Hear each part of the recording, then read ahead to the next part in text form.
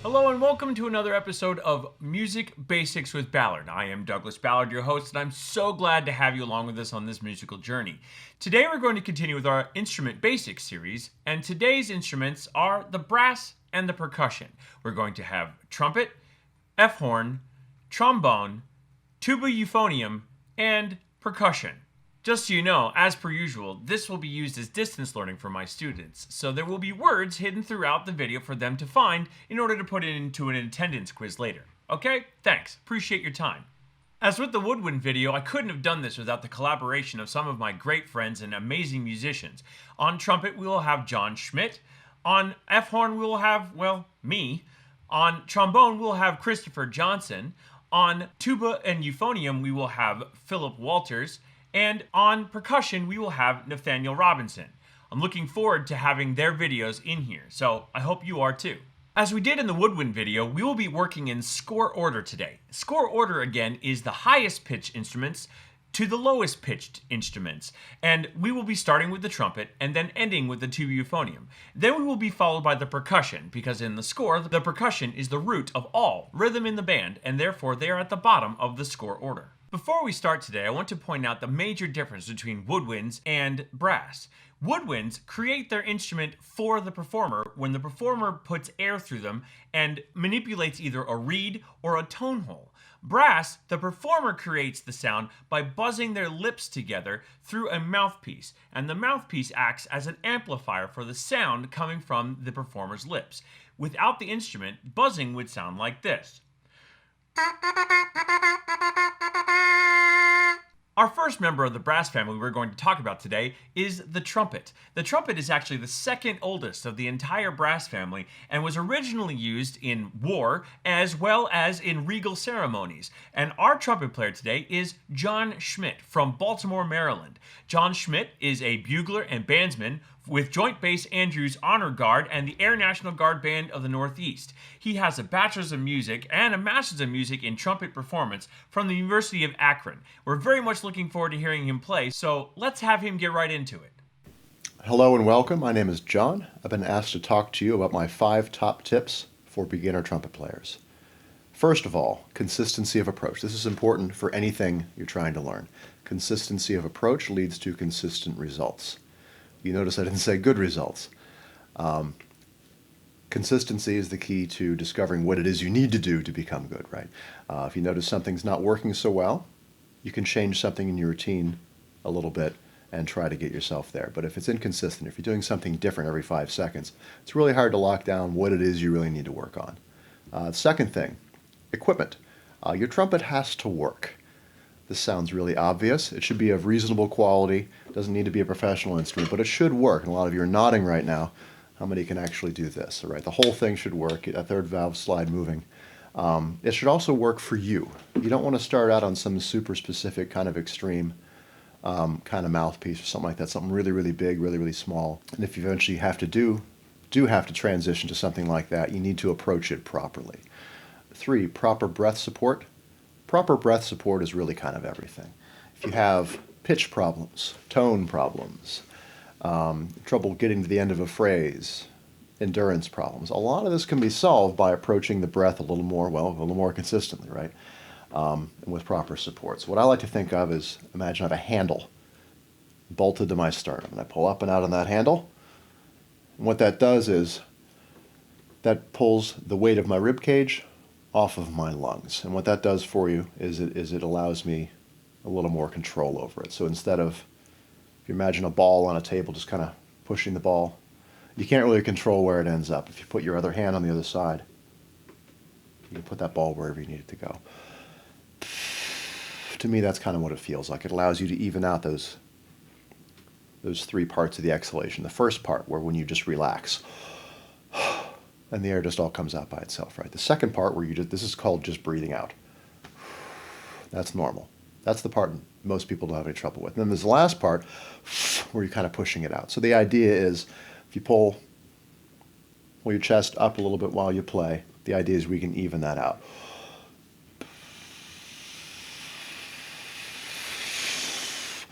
Into the kind of even, consistent airstream that we can use to play the instrument.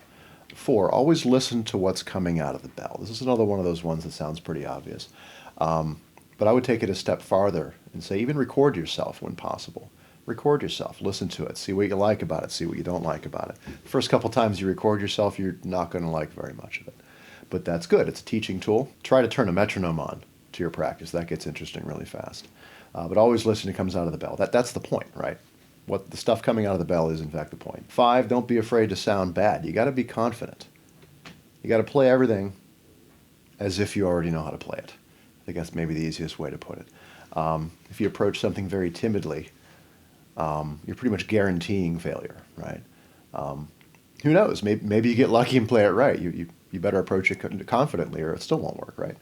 So those are my top 5 tips: consistency of approach, working equipment that works for you, proper breath support, listen to what's coming out of your bell, and, well, don't be afraid to sound bad. Just be confident when you play. I have prepared a short selection. Forgot to have it up on the screen for us. There we go. This is from Gedecke's Concert Etude.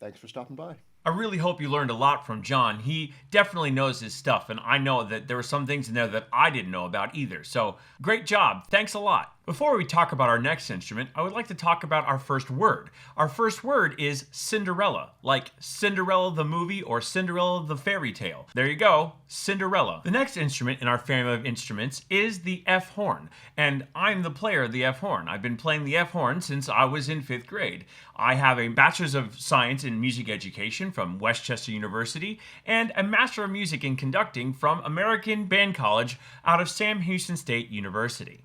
I am currently the middle school band director in Coatesville Area School District at North Brandywine Middle School, and I'm looking forward to being able to tell you a little bit about playing the F horn. For my portion of the video, I'm going to be talking to you about the horn. Now, notice I didn't call it the French horn. The French horn is actually a misnomer. The original use of the horn was in hunting in Germany, and they actually called it der Waldhorn. And der Waldhorn means the horn of the forest. And the reason why a horn has its unusual shape is because they used to hold it over their shoulder to announce to the other hunters behind them what they had noticed in front of them. And there were different calls that they would use. And originally, the horn didn't have any of this stuff in here. So just to give you a little history before I get started. The first tip I give any beginner is how important it is for hand placement. One of the things about horn is that your left hand plays the instrument, which is different from most brass who play with the right hand, and your right hand is used to create that signature horn, what's called dark or very well-rounded sound. And you take your hand and you place it inside the belt. First off, you cup it like this, where you kind of cup your thumb next to your hand, and then you place it inside the belt against the far side that's the farthest away from you. Some people have told their students to place their hand like this. That's a really bad placement for the horn hand because it doesn't help create that horn sound. I'll show you what I mean. Here's that hand placement, that hand just sitting on the back side of the belt. And if I take my hand and put it in the right place, you'll notice that that hand placement makes a big difference in the way that sounds. So that's tip number 1. Hand placement. Make sure it goes on the far side of the bell and the horn rests on top of that hand. You can cup that sound around. The second tip I give most beginner horn players is that they really need to know what their pitches sound like in their head. You really should be able to sing what you're playing, because being able to sing what you're playing is very important to the horn. One thing that's different with the horn from all the other brass instruments is that the partials, or the steps between notes, are much closer together. In fact, I can play entire songs without pushing a single key.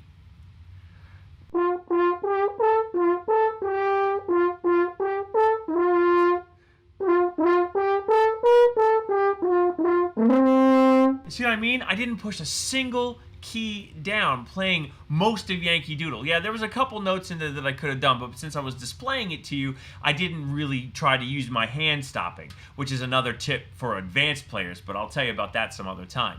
But the horn needs to be able to hear pitches in your ear, because if you don't hear that pitch in your ear, you're not playing it on the horn. So tip number 2, make sure you're able to sing what you're gonna play. Tip number 3 for horn players that I like to give them is play louder than you think you need to. One thing that's, again, different about the horn is that it shoots its sound that way, and you need to make sure that the audience that way hears you. A lot of times some orchestras will use big plastic sheets that they put behind the player that reflect the sound back to the audience. I actually don't like playing with those. I think it kind of messes with the way the sound goes. So I always tell my horn players, play louder than you think you need to.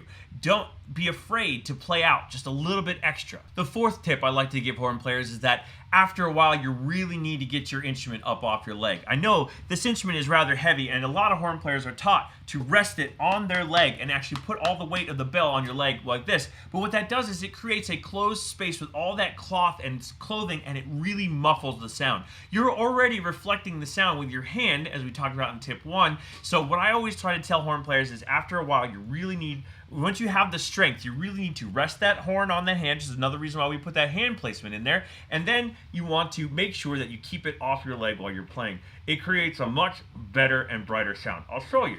Here's it on my leg.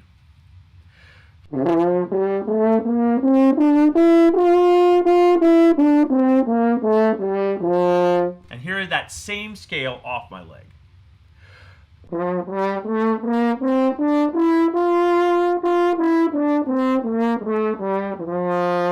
See what I mean? Totally different sound playing off the leg.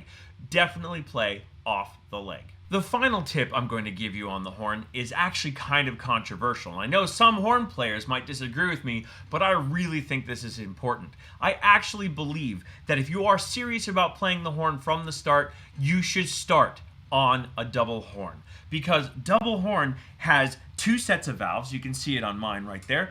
First set, second set, changing the key of the instrument. Now, we'll get into that some other time, but for right now, just understand that when you push that thumb key down, it changes the pitch side of the instrument.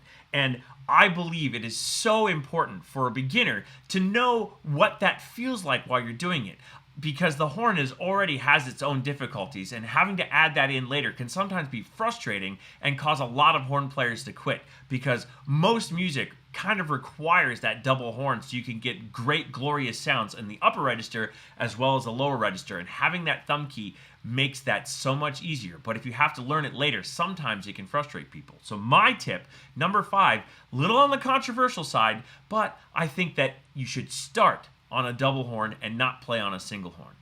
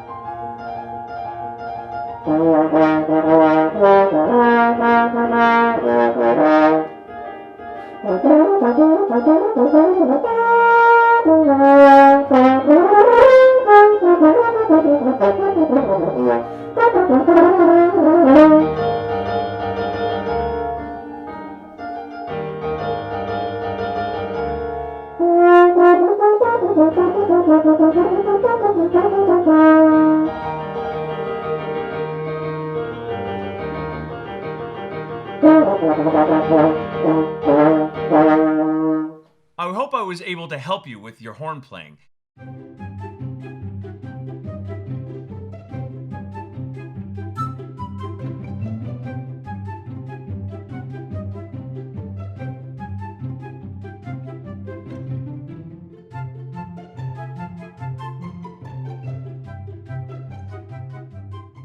Before we start talking about the trombone, I want to give it a little bit of history. One thing I like to tell my students, and I think it's rather funny, is that the trombone is actually the oldest instrument in the band. And it actually was invented in the Renaissance, except it wasn't called the trombone back then. It was actually called the sackbut. Yeah, I'm really glad they switched it to trombone. Anyway, let's get going. Moving right along, our next performer is Christopher W. Johnson. Christopher W. Johnson, founder and president of CWJ Music House Publications, is a music educator, trombonist, and composer, and has taught primarily in the band field for 15 years. He holds a Bachelor's of Science in Music Education degree from West Chester University of Pennsylvania and a Master of Music degree from Boston University. His career experience over the past 15 years has led him to New Brunswick, New Jersey, where he is the director of bands at Paul Robeson Community School for the Arts. During his career in New Brunswick, he has worked closely with the VH1 Save the Music Foundation to revive the instrumental program that had previously been defunct for nearly 20 years. Christopher focuses his writing in programmatic, concert, and contest music for bands of all levels. It is his desire to compose and publish quality music that is enjoyable yet playable by all. He has written pieces for numerous ensembles throughout New Jersey and Pennsylvania, and is principal trombonist and the composer in residence for the White House Wind Symphony in Somerville, New Jersey, of which he has served on their board of directors. Christopher was a founding member of the Five Straws Brass Quintet, a breakout group of White House Wind Symphony. He has also performed with the Buddy Spencer Big Band and conducted the Blueberry Festival Massed Band in Montrose, Pennsylvania. So, without any further ado, Christopher Johnson on the trombone. Hi, I'm Chris Johnson.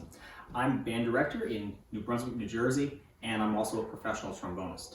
Today I'd like to talk to you about my top 5 tips for beginner trombonists. So anytime you begin an instrument, it's very, very important that you have a good set of points that you follow every time you practice. These have to be as consistent as possible so that you get the best results every time. So the first thing you want to remember is that the instrument grip is highly important. Okay, so both hands have to be practiced. You have to make sure that when you grip a trombone, that you don't want to grab the main brace and put it up like this, because if that happens, then you don't have control of the instrument as well as you could. It's going to move like this, it might fall. So instead, you're going to put your thumb on the top and put your 3 fingers, your pinky, your ring finger, and your middle finger, they're going to go underneath the top brace on the hand slide. Your index finger then wraps around the mouthpiece. When you bring the horn up, you're going to bring it up at a V shape. Not like this, not like this, because you can't play like that, and this is also very difficult. You don't want to lean, you want to be upright. So the right hand is going to grip the slide by using only 2 fingers and the thumb. Okay? So the more you practice this early on, the better it's going to be. The trombone is a little bit cumbersome because when you move the slide, you're going to probably hit things at first, and you have to learn how to not do that. So you want to make sure that, my other tip for you is that when you take care of your instrument, don't hit the slide on the music stand. Okay? You want to make sure that you don't let it hit a piece of furniture, and don't let it hit the floor. You don't want to drop the instrument. You don't want the slide to drop. If you let go of the slide, it's going to fall. It's going to come off. And sometimes it might happen. You just have to make sure you line the slide up properly and put it right back on. Okay? Now, let's talk about how we warm up. First thing we're going to do is we're going to lock the slide. And if you have a trombone stand, you might want to put the trombone down on that. Make sure, again, the slide is locked so the slide doesn't fall. Take the mouthpiece out. And we're going to hold the mouthpiece with just 2 fingers and a thumb. Okay? Don't grab the mouthpiece like this because it'll put too much pressure on your lips. Less pressure is the better. 2 fingers and a thumb, and we're going to start with a free buzz. All that means is that we're just going to buzz into the mouthpiece and make whatever sound comes out first. Any note is okay. Okay? So do that for a few seconds. Okay? Then we're going to work on trying to buzz some sirens. We're going to start by buzzing up, down, and then vice versa.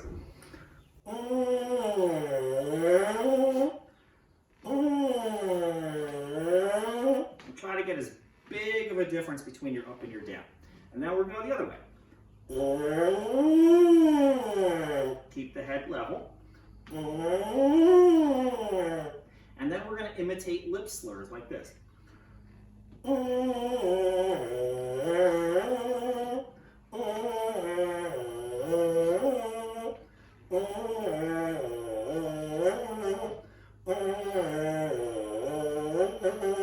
You try to work down as far as you can get comfortably. Okay? Then apply it to the instrument. Okay? Same process. Play the lip slurs the same way.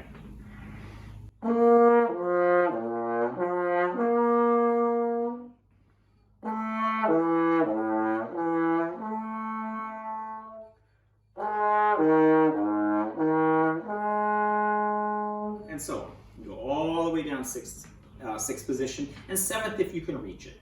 7th is a little bit troublesome for beginners because beginners' arms usually aren't as long as a middle schooler's, for example. A middle schooler should be able to get that 7th position, but if you're a 4th or 5th grader, you might have a little trouble. All right, make sure you memorize your notes and your slide positions, not just your numbers. Remember, music is written using a line and space system of notation. It's not used with numbers. So memorize those notes early, okay? And memorize the slide positions as early as you can as well. All right? And we're gonna play a piece of music now. It's written by Henry Fillmore. It's called Lassus Trombone. I'm just gonna play a few minutes of it just so you get the idea of what the trombone should sound like.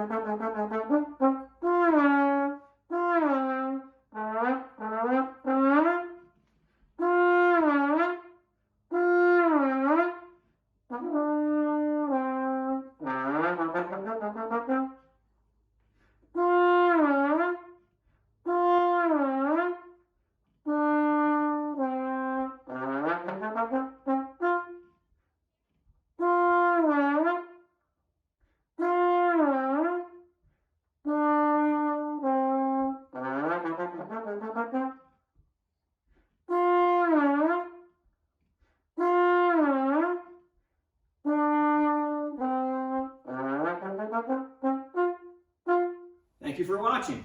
Moving farther down into score order and in our low brass family is going to be the euphonium and the tuba. Now, the euphonium is basically a mini version of the tuba, but it is still a little bit lower than the trombone you just heard.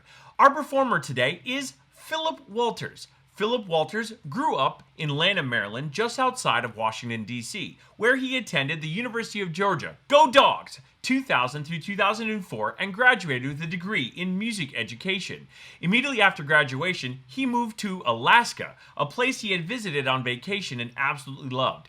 Since living in Alaska, he has been teaching in the Anchorage School District for 15 years. In addition to teaching, he has also trained as a competitive dog musher and even raced in the Iditarod sled dog race in 2015.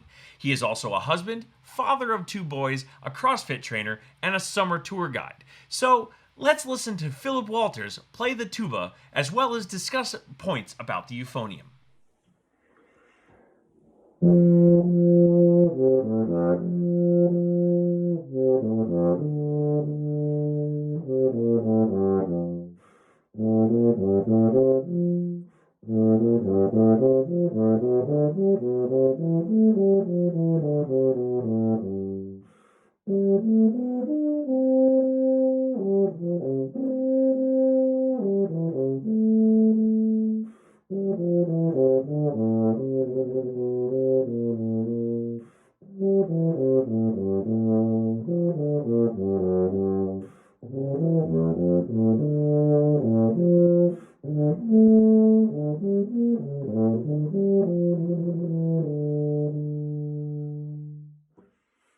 Hey guys, my name's Philip. I'm a friend of Mr. Ballard's.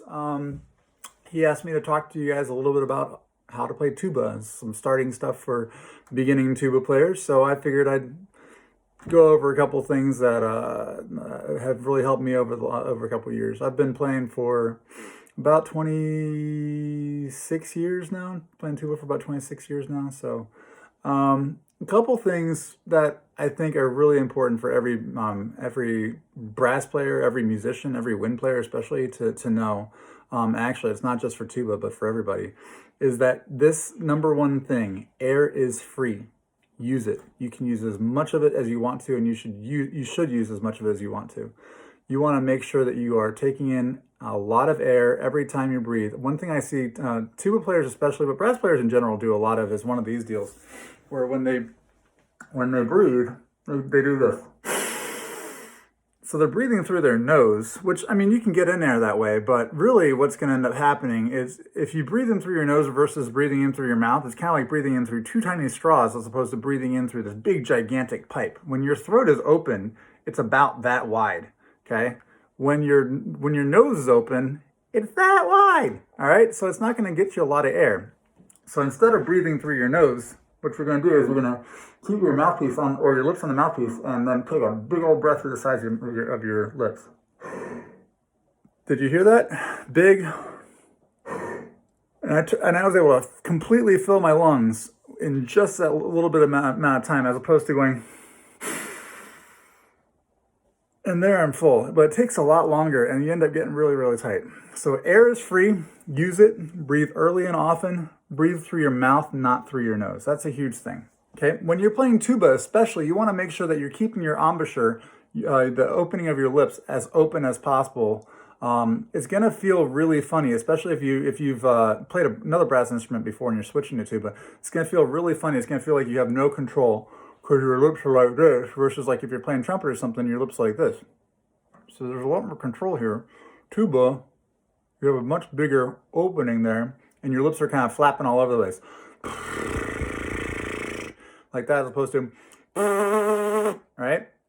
So you're going to feel like you don't have very much control, but you want to keep your embouchure as open as possible without completely losing control. So you get a sound like this versus very pinched sound, or even, I mean, it sounds like a tuba, but it doesn't sound very good. As I open up, you can hear how much my sound opens up as well. You really want to have a nice, big, beautiful tone the entire time. You want to make sure that when you're practicing, you want to take some time with just the mouthpiece. You want to buzz on that mouthpiece. If you can play a tune on your mouthpiece, you're going to have a lot more control on the instrument itself. When I'd go on vacation with my family when I was growing up, we'd go on these long car trips, and I couldn't take a tuba with me to practice, but I could take my mouthpiece, and they would just yell out tunes, and I would play them. So like Jingle Bells.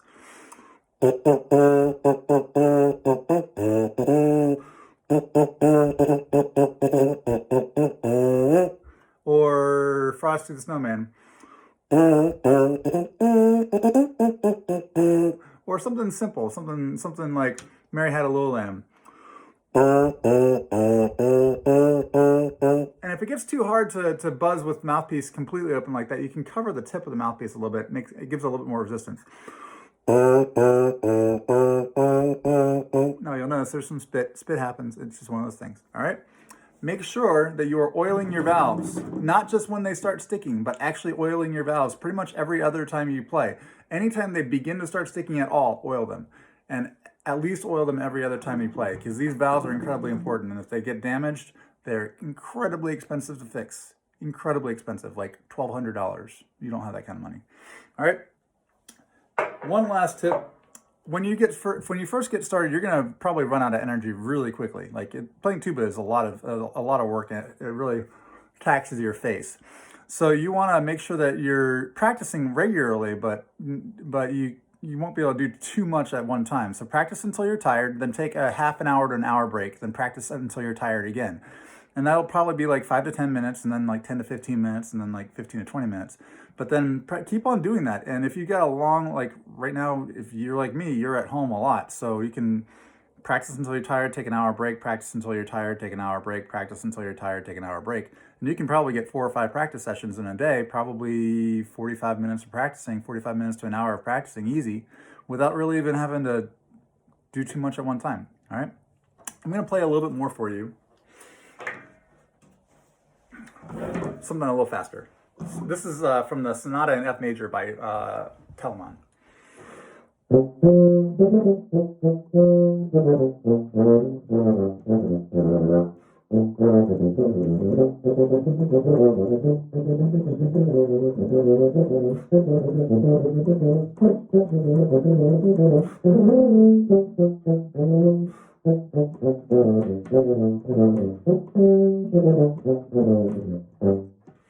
And I'm still practicing that one, so that's a little bit rocky right now.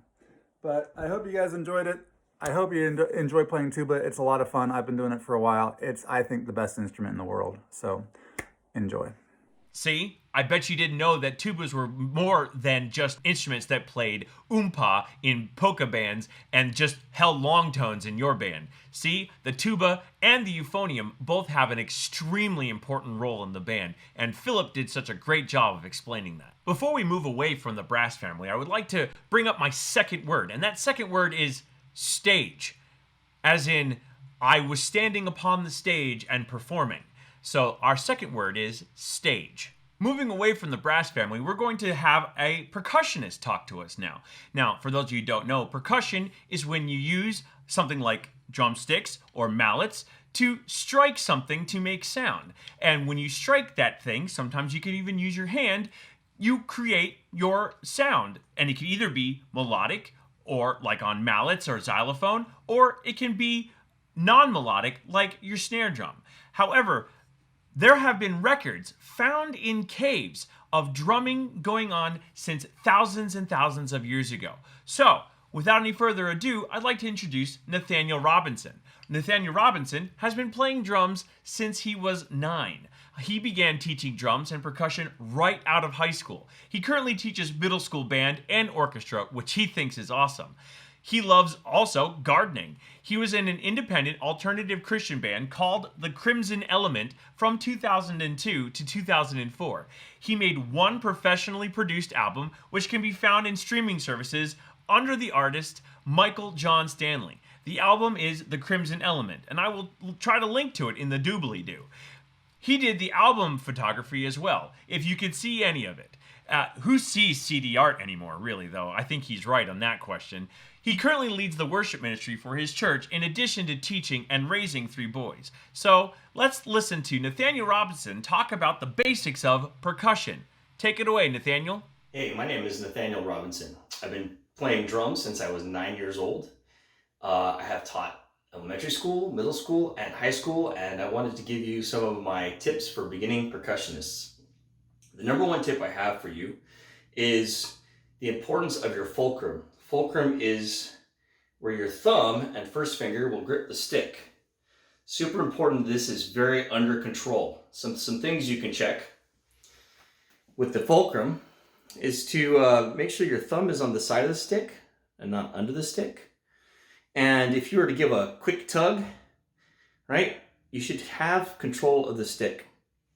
And one way that I show students, if they're having trouble with their fulcrum, they can practice with the rest of their fingers off the stick, because it establishes this point of control. My second tip for you is to always use a metronome. The drummer's number one, or percussionist's number one job, is to establish tempo and pulse. So practicing with the metronome all the time is important. There are metronomes all over the place. There's a free Google metronome if you Google the word metronome. The third tip I have for you is that if you can count it, you can play it. Okay, so I'm going to use my metronome, and I'm just going to count through an exercise I have here called Yo Solo, and just to demonstrate. And your goal is precision. Always with drums, your goal is precision. 1, 2, and 3, 4, and 1, and 2, and 3. 1 and 3, and 4, and 2, and 3. 1 and 2, and 4. 1 and 2, and 3, and 4, and 2, and 3, and 3, 4. 1, 2, and 3, 4, and 2, and 4, and 1, and 2, and 3, and 4, and 1, 2, 3, and 4. All right, so you can have whatever counting system works for you, but counting is essential to being a good percussionist. So I'm going to take the same song and I'm going to play it with the metronome. I'm not going to count out loud, but just so you can hear. With the metronome, your goal is precision.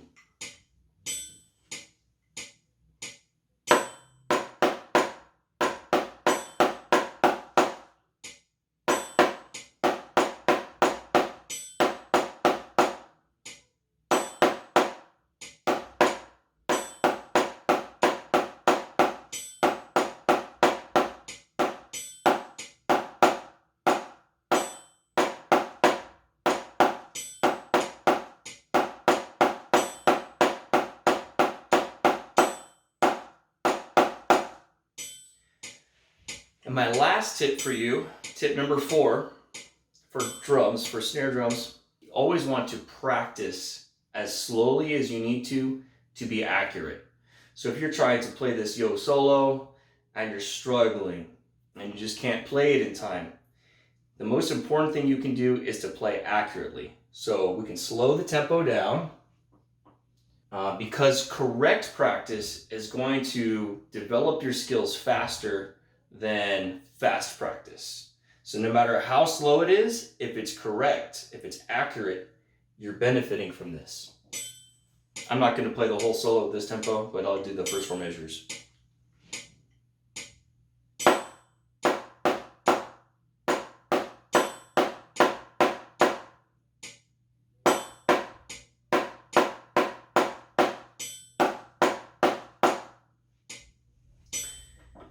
And you can also, especially as you slow down, you can add subdivisions to your metronome. Super helpful when you do that. All right, future percussion stars, I really have 2 more tips for you. But this one is really important on keyboard instruments. And so this has to do with keeping your eyes on the music while you're reading and not moving your eyes back and forth. It's really important because it helps you to not get lost. When you're moving your eyes back and forth, it's very easy to get lost. So you want to keep your eyes up as much as possible. You may hit some wrong notes, but eventually you'll get better at it. So here's a little song you might recognize. And I'm going to watch my eyes. They're going to be on the music most of the time.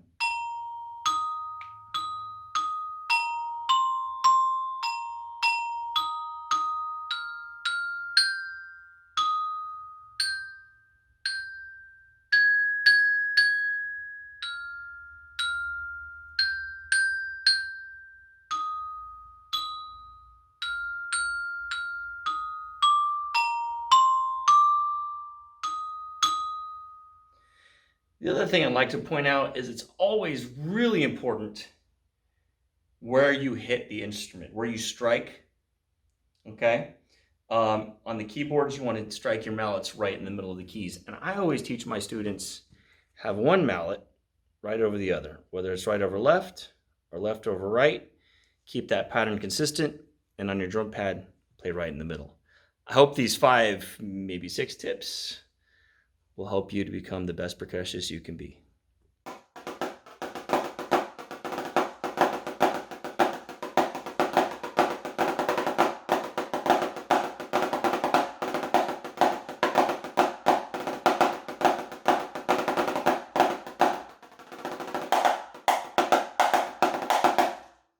Thanks again, Nathaniel. Wow, what a great sound. Wasn't that amazing? Well, there you have it. There is our entire family of band instruments and the basics to playing them from the people who play them.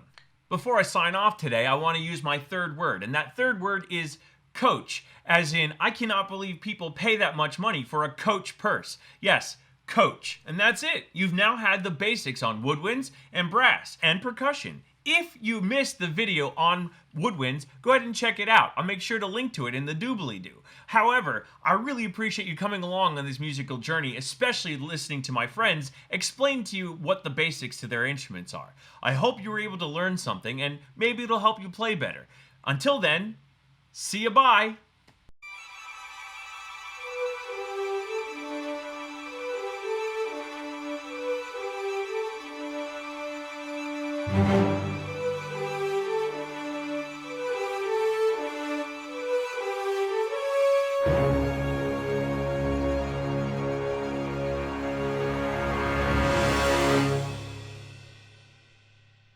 Hey guys, it's not going to play itself, you know. Use the tips.